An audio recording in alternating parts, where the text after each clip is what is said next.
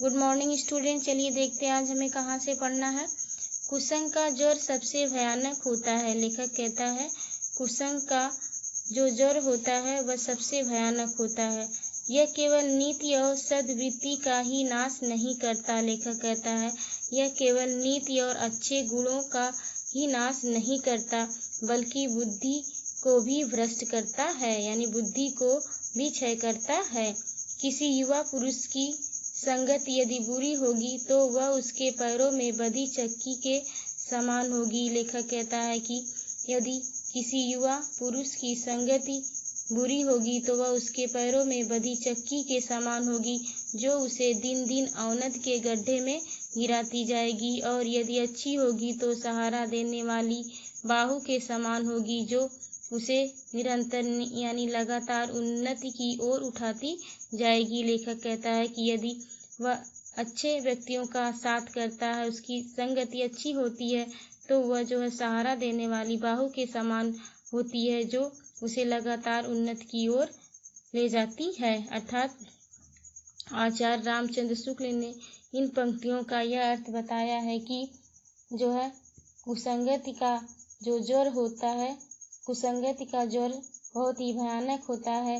कहने का आशय यह है कि कुसंगति को भयानक ज्वर के समान बताया गया है। जिस प्रकार तीव्र ज्वर यानी तेज ज्वर मनुष्य के शरीर का नाश करता है, उसकी बुद्धि और चेतना को भी खो देता है, ठीक उसी प्रकार बुरी संगति मनुष्य का नैतिक पतन करती है। जिस प्रकार गहरे गड्ढे में गिरा मनुष्य मजबूत हाथ का सहारा पाकर गड्ढे से बाहर निकल आता है, उसी प्रकार सत्संगति पाकर पतन के गड्ढे में गिरा मनुष्य उन्नति की ओर बढ़ता चला जाता है। इंग्लैंड के एक विद्वान को युवावस्था में राज दरबार में जगह नहीं मिली। इस पर जिंदगी भर वह अपने भाग्य को सहारता रहा। लेखक कहता है इंग्लैंड के एक विद्वान को युवावस्था में राज दरबार में जगह नहीं मिली, तो इस पर वह जिंदगी भर अपने भाग्य को सहारता रहा, यानी अपने भाग्य की सराहना करता रहा। बहुत से लोग इसे अपना बड़ा दुर्भाग्य समझते। लेखक कहता है ऐसे बहुत से लोग हैं कि जो इसे अपना बड़ा दुर्भाग्य समझते हैं, पर वह अच्छी तरह जानता था कि वहाँ वह बुरे लोगों की संगत में पड़ता, जो उसकी आध्यात्मिक उन्नति में बाधक होते।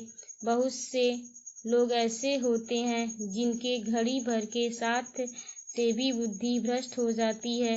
लेखक कहता है कुछ लोग तो ऐसे होते हैं कि अगर थोड़े समय के लिए भी हम उनका साथ करें तो हमारी बुद्धि भ्रष्ट हो जाती है, क्योंकि उतने ही बीच में ऐसी ऐसी बातें कही जाती हैं जो कानों में न पड़नी चाहिए। लेखक कहता है कि उतने ही समय में ऐसी ऐसी उनके द्वारा बातें कही जाती हैं कि जिसे हमें सुनना नहीं चाहिए।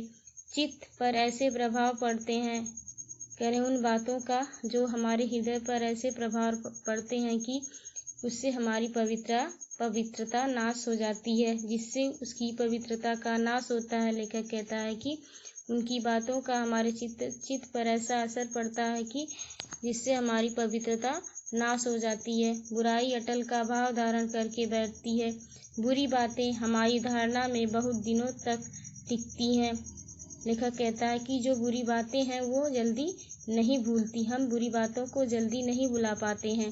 इस बात को प्रायः सभी लोग जानते हैं। लेखक कहता है कि इस बात को तो सभी लोग जानते हैं कि भद्दे व फूहड़ गीत जितनी जल्दी ध्यान पर चढ़ते हैं, उतनी जल्दी कोई गंभीर या अच्छी बात नहीं। एक बार एक मित्र ने मुझसे कहा कि उसके लड़कपन में कहीं से एक बुरी कहावत सुन पाई थी, जिसका ध्यान वह लाख चेष्टा करता है कि न आए पर बार बार आता है। लेखक कहता है मेरी एक मित्र ने मुझसे बताया था कि मैंने बचपन में एक बार बुरी कहावत सुनी थी और मैं उसको भूलना चाहता हूँ, पर लाख प्रयत्न करने के बाद भी मैं उसको भुला नहीं पाता।